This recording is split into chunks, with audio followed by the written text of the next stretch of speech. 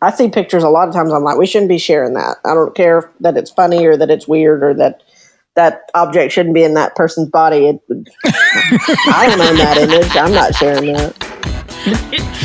You're listening to the Help Me with HIPAA podcast, where HIPAA and humor collide to make learning fun. Your delightful hosts are Donna Grindle and David Sims.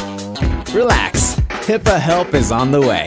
Welcome to the Help Me with HIPAA podcast. Today we have a special guest. And before we get into that, though, I want to say hello to my co-host, Donna Grindle from Carden Compliance. How's it going today, Donna?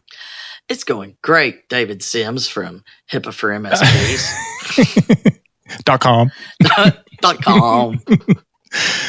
So as we're recording this, we are on the cusp of Christmas, and I'm sure this will be coming out long after that, and everybody will still be hungover from the money they spent.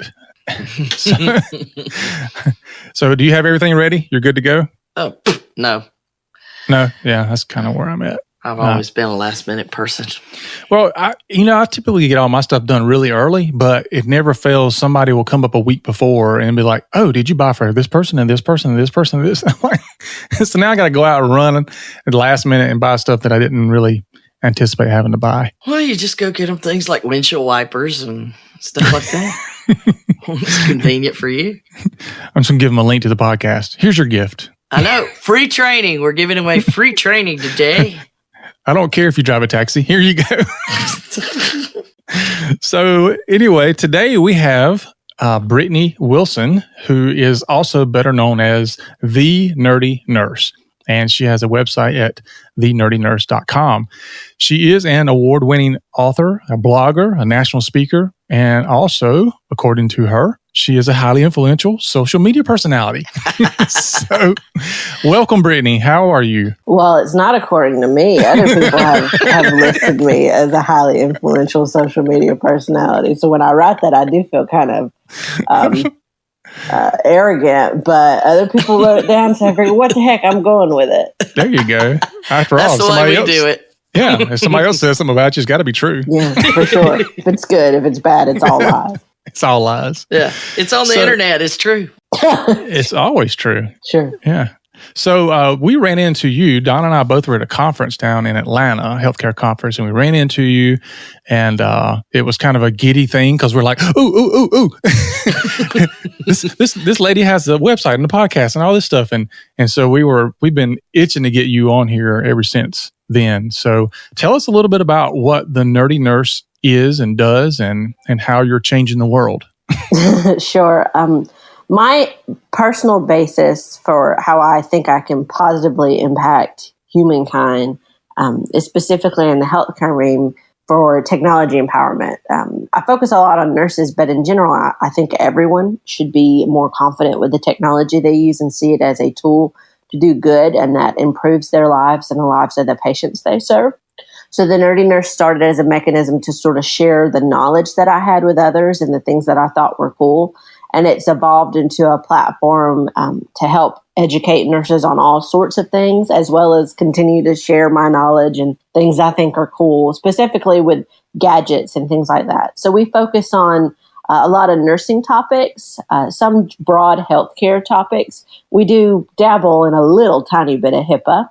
We also talk about products for nurses, consumer electronics that aren't necessarily directly related to healthcare, but nurses would use because they're people too. They use normal stuff that normal people do. And similar things in that realm. And we've been very successful this year. We have grown our audience by about 300%. So we're super excited. Oh, cool. Wow. Congratulations on that. Thank you. It's amazing how quickly it kind of hums along and then shoots right up there. So it's been awesome. Yeah, we did that too. We have 5 listeners now, so we grew by 500%. Yeah, we're humming. It'll get there. Yeah, all 5 of you. Thank you for listening. Yeah, we appreciate it. But I know you had talked about that you put together a book from some of the stuff that you do, and you also have published a book, which I thought was pretty cool because it's one of the things that I've thought about doing, and you were encouraging me to just get off it and get it done. So tell us a little bit about the book. Sure. I actually wrote a book with a publisher, which was very good for me because I would have never gotten it done without their strong encouragement. It was helpful to do that because they really give you deadlines and keep you on track. And you're like, oh, well, if I don't write this book, this is part of their budget and they're not going to be able to eat. And when other people can't feed their kids, you're like, I should probably do this. But I wrote a book called The Nerdy Nurse's Guide to Technology, which sometimes I say The Nerdy Nurse's Guide to the Galaxy just because I get confused with myself, but it's also funny. Technology is not quite the galaxy, but it rolls off the tongue, so we'll go with it.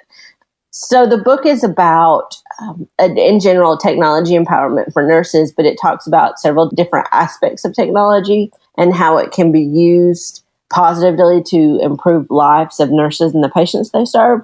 Specifically, it talks about what is social media and how to get the most out of it, EHRs and EMRs and things like that. What are the differences? How to avoid doing inappropriate things with technology and how technology should be used as a tool to improve care. It's like 200 pages. It's written in a very conversational style, and it is the book on technology for nurses. There are lots of informatics books and other things like that, but this is the only one that's very broad and covers technology topics as a whole to really help nurses feel more prepared, especially the nurses who were introduced to computers, after they were in healthcare, nurses in their 50s and 60s, who this is sort of second to them. They did everything on paper, and this is being introduced, and they don't even have a good grasp on typing yet, much less all the, intricacies that come along with this new innovative technology. So it's been very well received. So I should read it and learn from it because I'm in my 50s. No, you're very technologically inclined, though. You're running a podcast, and there's not a lot, but a lot of people aren't, though. And I'm not trying to make generalities about nurses in their 50s. I'm just saying the audience that typically does the best with this material is this. Now, granted, I have nurses that are in nursing school. I have a hospital locally that actually gives it to all their new nurses, and these are nurses in their 20s, and they found value in it. Well, yeah, it's my opinion. Even millennials is the term everybody uses now, and they expect to have technology, but they know the technology that's their social stuff, not their work stuff. Yeah, they struggle in certain areas, and they since it's been so readily available to them, they sometimes make foolish mistakes just because they don't think about the consequences of their actions. And that's a perfect segue into some of our HIPAA stuff, isn't it, David? Yep, let's roll with it. It's one of the things that we've talked about before on our podcast is that, people overshare on social media and, they don't connect what they're saying to privacy rules sometimes. And it's a big thing that David will get on his soapbox about a few things. But one of the things that we're always trying to figure out a new way to do is train clinical staff, because what you're doing and you're caring for the patients, you got the business staff and the business associates, generally they're functioning differently than the clinical staff does. So I'm always interested in the clinical staff's perspective of how you see the HIPAA privacy, security, and breach rule requirements in your day-to-day work, and any ideas you have on the best way to build training that's geared towards the clinical staff specifically, because those of us who are the technical business people, we don't see the world the way you do, or, we would be probably doing your job instead of ours, because it's all in how you see the world, right? Sure. I would say it's multifaceted. An area that I'm particularly passionate about, and I don't think gets addressed in the hospitals the way it should, or in any healthcare employer, is how you talk about your work outside of work. Because we can't tell nurses to turn off their nursing when they leave, right? We can't tell a doctor to quit being a doctor when he clocks out. I mean, you don't technically clock out as a doctor, but you get what I'm saying. We're those people 24/7. And we want to talk about the experiences we've had and the patients we've cared for and the cool things we saw, or, you know, something that would be interesting in a lesson, especially on social.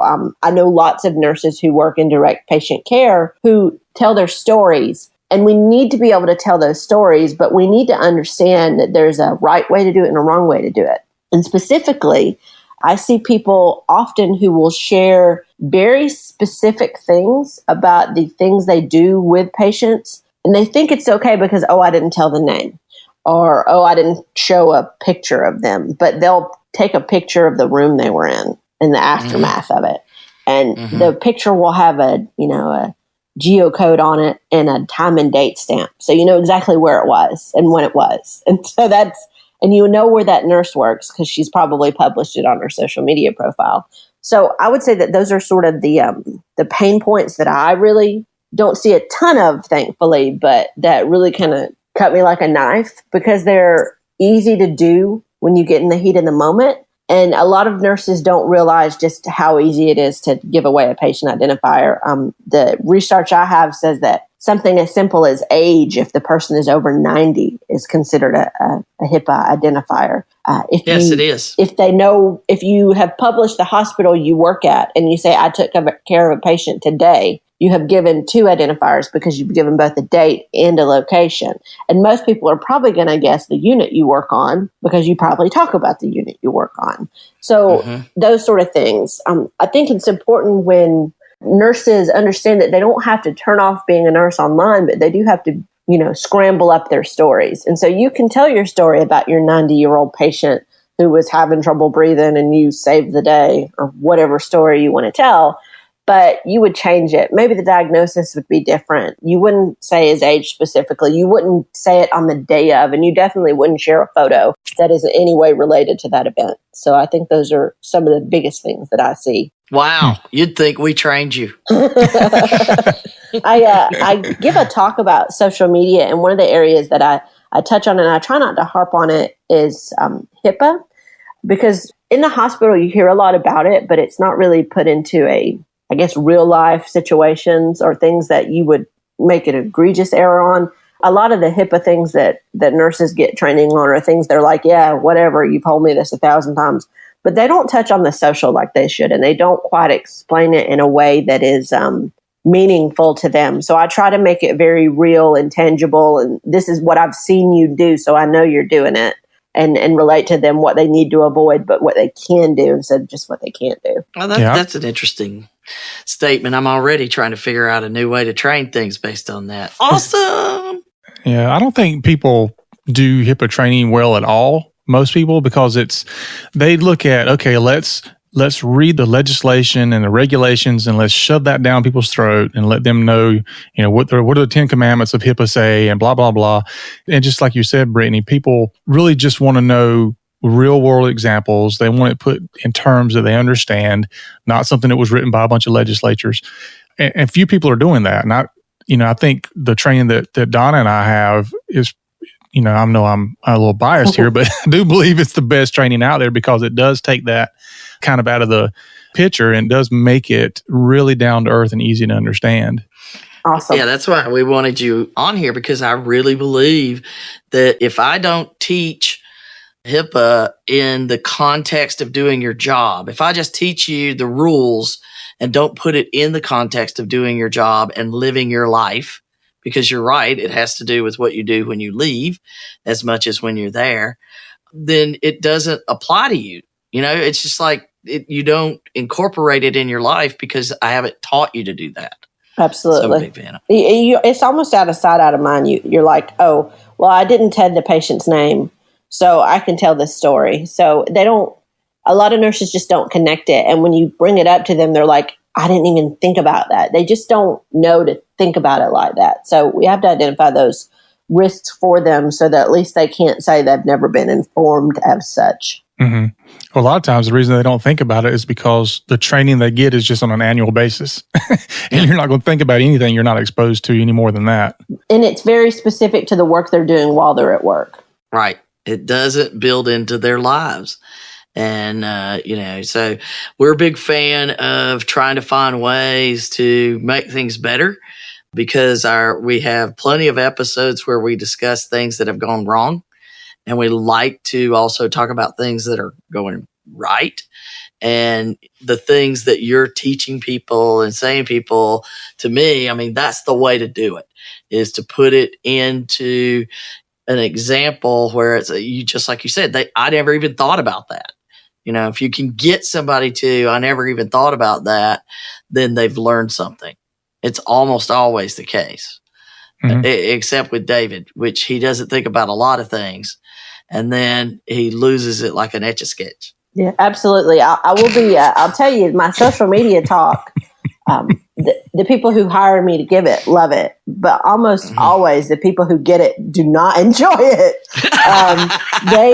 They don't necessarily say, oh, that was the worst thing ever, but they get sort of annoyed, and I don't get like, raves of people coming up saying that was the most helpful thing ever. I have a few usually sprinkled in, but it gets them to think. And my opinion on this topic is pretty much that if you walk away and you think about what you're doing online and you don't violate HIPAA and you don't lose your license, then I really don't care if you enjoyed what I told you, as long as you learned from it.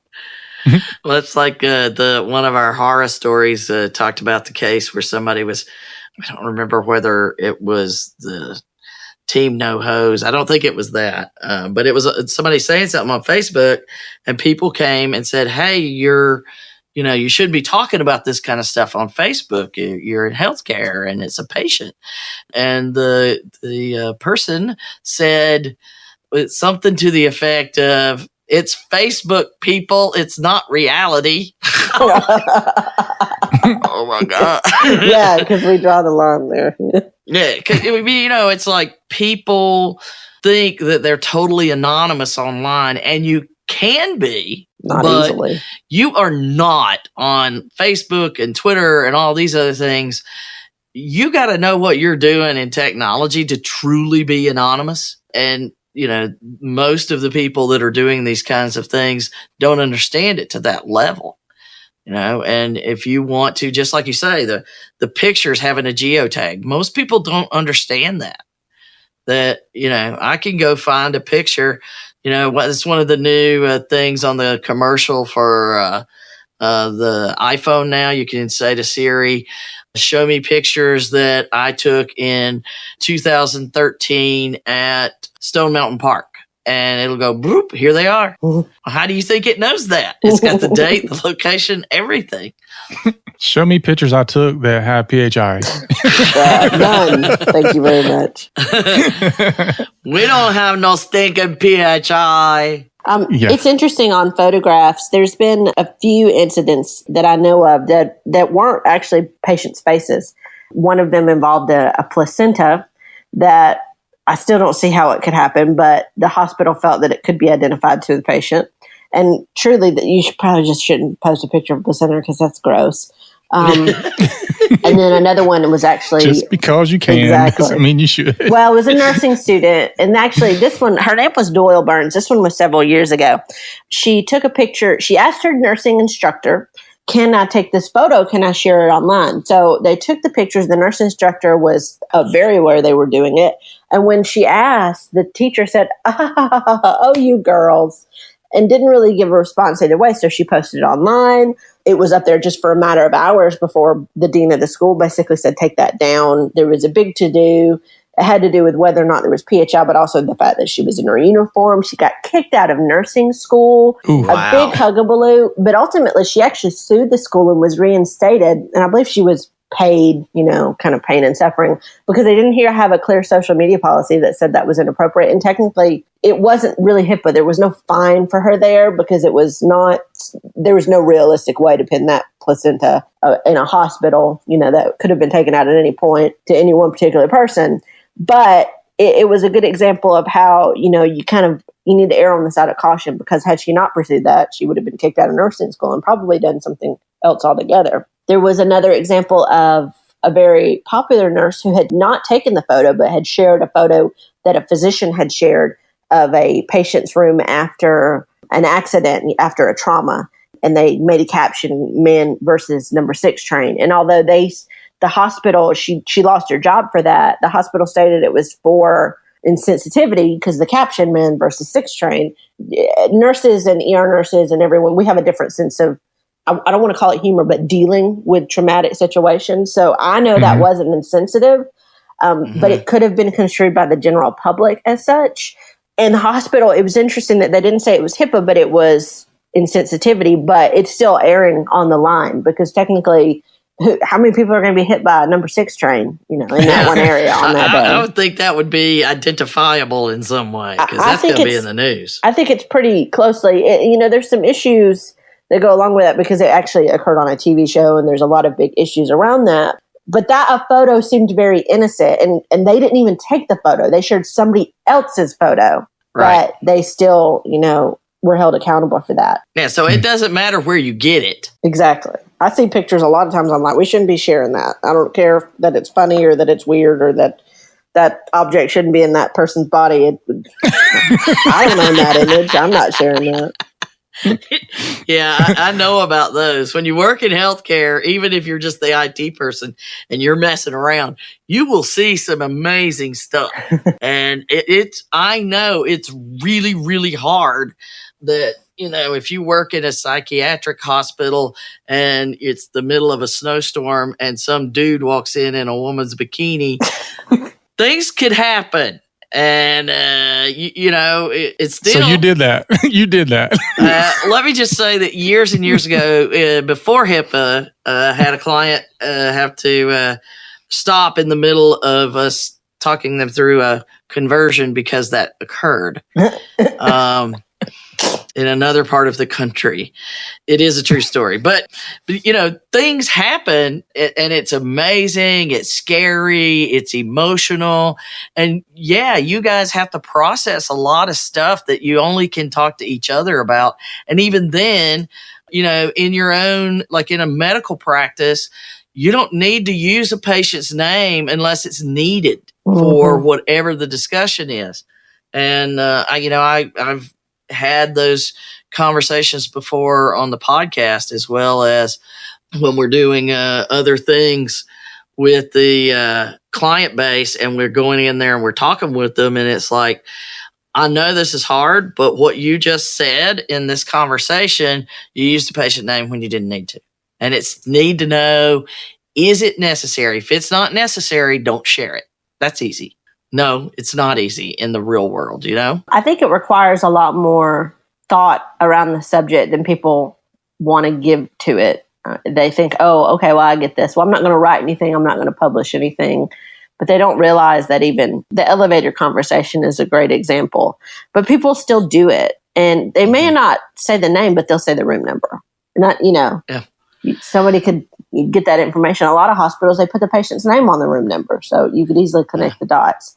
I think it's just a process, and you know this better than I do, but it's a conscious exercise you have to make pretty much with any information about patients that you discuss. Well, and it matters. I mean, it really, really matters. We had a case where a surgeon's office, the front desk gets a call, and it's a employer, and they're demanding to know what surgery their employee had. And the employee had not shared anything other than, I'm having surgery. And it was their right to do that. And the employer was demanding to know what kind of surgery it was. And they were just going on and on and on and on and on.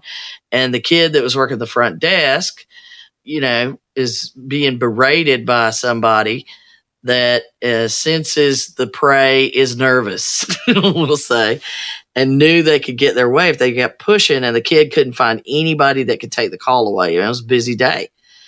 And caved in and told the type of surgery. Well, because of the type of surgery, the employee wasn't allowed to come back to work for another 2 or 3 weeks. So then the employee, of course, is like, you know what? I got released by the doctor and I would have been able to go to work, but now because they're afraid that they'll get sued for something, they're making me stay out a whole nother month. I'm losing all that pay.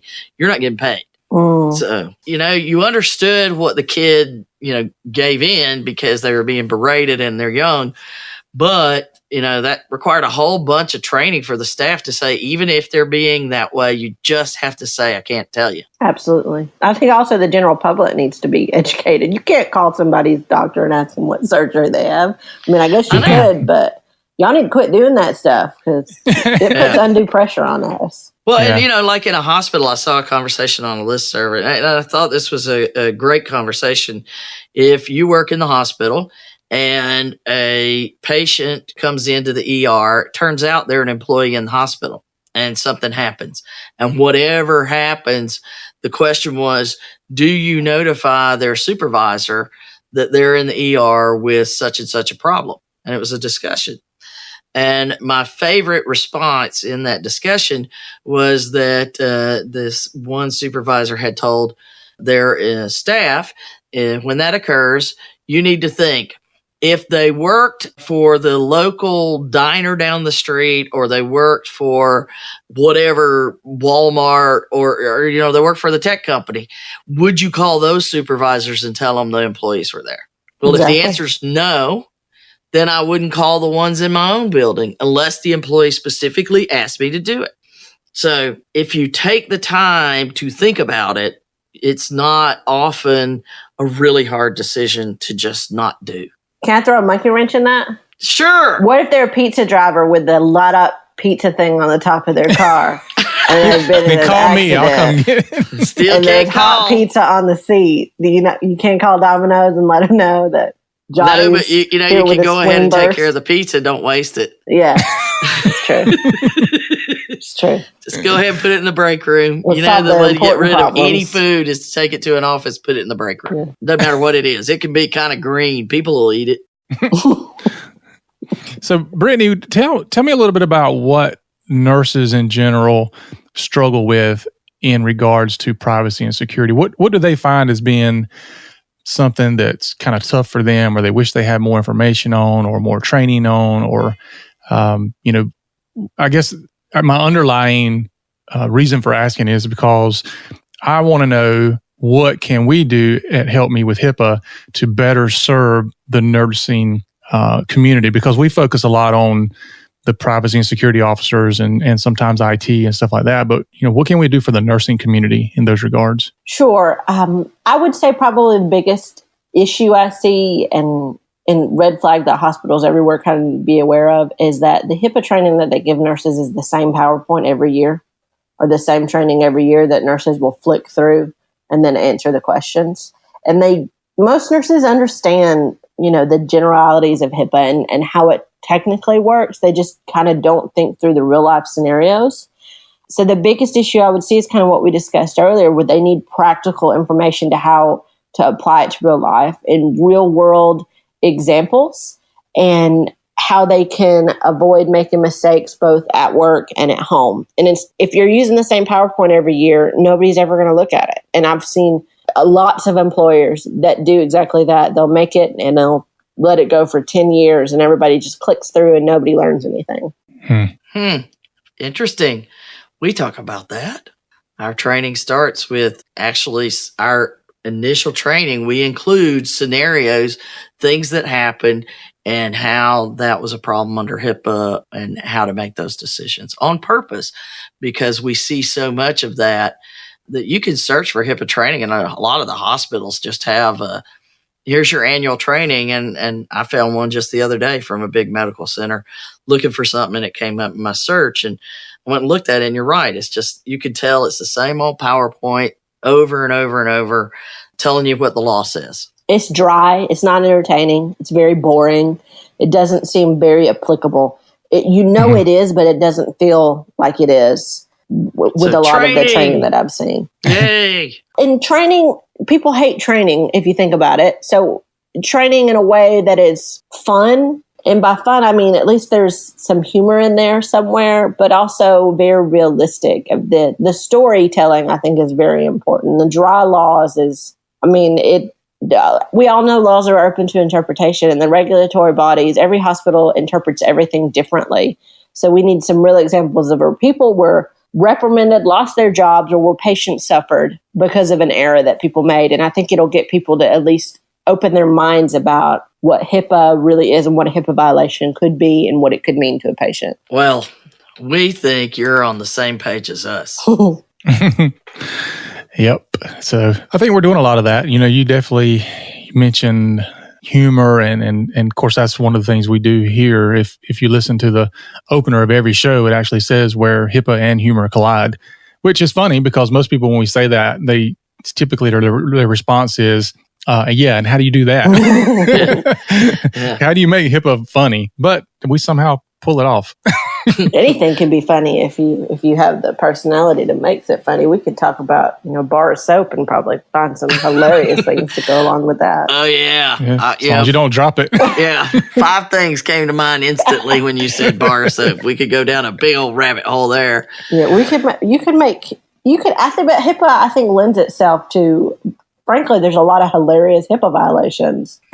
Oh, there are. You can probably discuss a lot of stupid ones that you have to laugh at, or else you'll want to choke somebody. So I'm sure it gets very funny. Well, Yeah. and that's our Halloween episode. We joke about it a lot because we did HIPAA horror stories, and it was not hard to find them. It was harder to decide which ones to use than to be able to find some.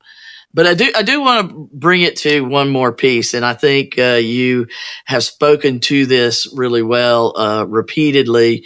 But we use the tagline at the end of every podcast that David says, "Hit it, David." HIPAA is not about compliance; it's about patient care. And that's an important point we try to get across to everybody.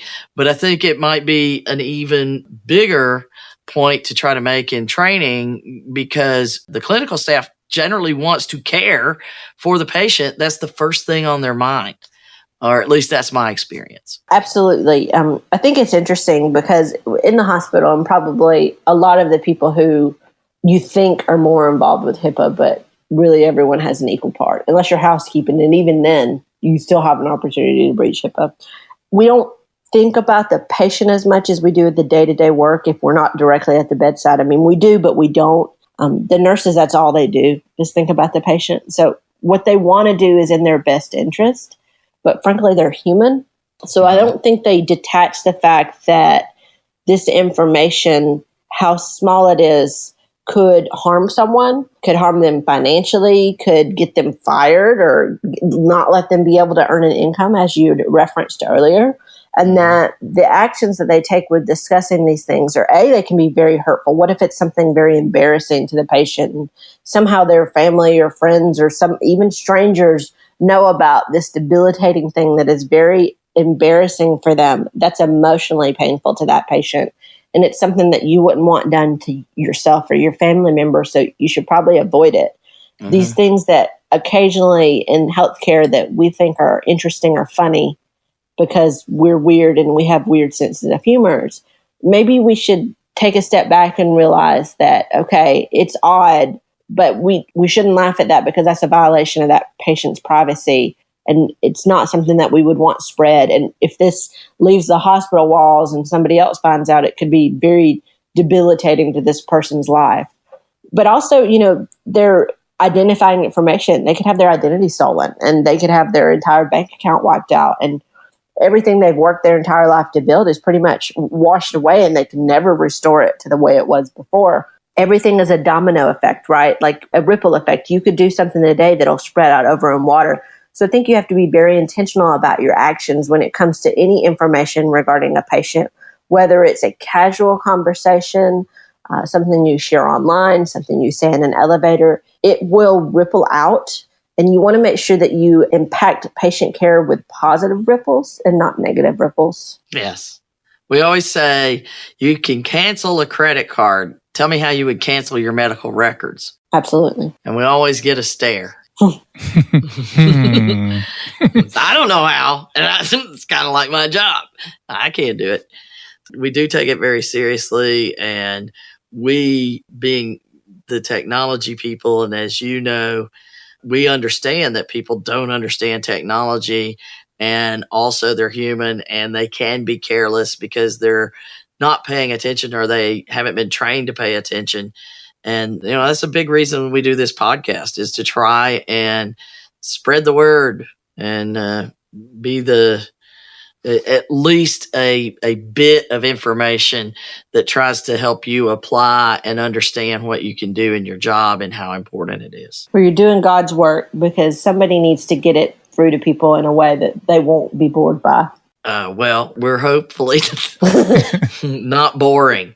If you hear our Christmas episode that was our blooper roll, well, you'll know that there's a lot that's taken out of these things. It can be too funny. Cross the line. Some people listen to podcasts in their car, but sometimes we're afraid that they're driving when they're listening. Yeah. Or David will say, pull over right now. You need to take a note. So, but definitely appreciate everything that you do, and that the care that people who take their jobs as nurses very seriously.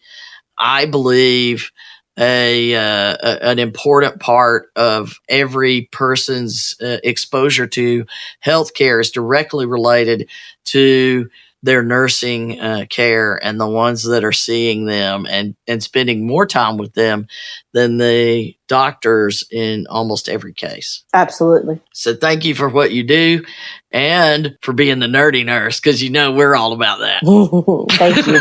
Thank you. I'd love for your listeners, if they want to come visit me, to check out thenerdynurse.com or hit me up on Twitter at thenerdynurse. Yeah, we're going to put links and all kinds of contact information so that you can check out Brittney's information and a link to buy her book and all of those good things, because, I like to link. So you can always go to the website and get the show notes there, and you'll have links to all kinds of cool stuff. And we will definitely come back and possibly have you on again. We'll find some more conversations to have. That, or we'll find a whole bunch of funny stuff that we can try to remove all the PHI. Mad Libs. Yeah, it'll be, maybe our April Fool's episode or something. That should be a game you play. Do that every now and then. You take a very egregious PHI error and you remove the PHI, and then you play Mad Libs with it, and you'd be like, what's a noun? What's a verb? What's a street? That would be good. New fun thing. Yeah, awesome. I like it. Let's play it. Do that in the hospital. That'll be a great training activity. And people be like, well, I can't say this I can't put an age in there. All the things that you remove, you're like, anything you put in there that's a name or an age, we got you. Can't use anything on this list. Figure it out. I'm trademarking that game. You're going to have to pay me $20 every time you use it. Good Lord. Just kidding. I'm a businesswoman. What can I say? Yeah, I love that. You have complete freedom to use it. Should you get really popular, I want some sort of endorsement deal with it. Deal. So you can use it for free until you start making money. Yeah. That's right. Yeah. And then we'll have to come to the table on it. Let the negotiations begin. Well, thank you guys for having me. Absolutely. Thank you for being here. So that is our show for today. And again, I'd like to thank Brittney for coming and sharing with us all of her wisdom and knowledge and cool stuff that she's doing over at nerdynurse.com. And like Donna said, since she's the missing link here, we'll be linking all the stuff to the show notes so you can find everything. So don't forget to head on over to iTunes. And if you want to, we can just wait right now for you to do that. Okay, so do that on your own time then. Go to iTunes and rate the show. Share us out on social media. If you're new to the show, you can also find us at helpmewithhipaa.com. And you can find all of our past podcast episodes. I wouldn't go back too far, but you can find them there. And just remember that, as we say at the end of every show, HIPAA is not about compliance. It's about patient care. Have a great day. You've been listening to the Help Me with HIPAA podcast, hosted by Donna Grindle and David Sims. The show created to help you with HIPAA. For more information or to ask us a question, visit our website at helpmewithhipaa.com. Neither Donna Grindle or David Sims are attorneys, and they do not offer binding legal advice concerning regulatory compliance. The information in this podcast should not be relied upon or construed as legal advice in any way. Consult your attorney for legal advice concerning compliance with HIPAA regulations.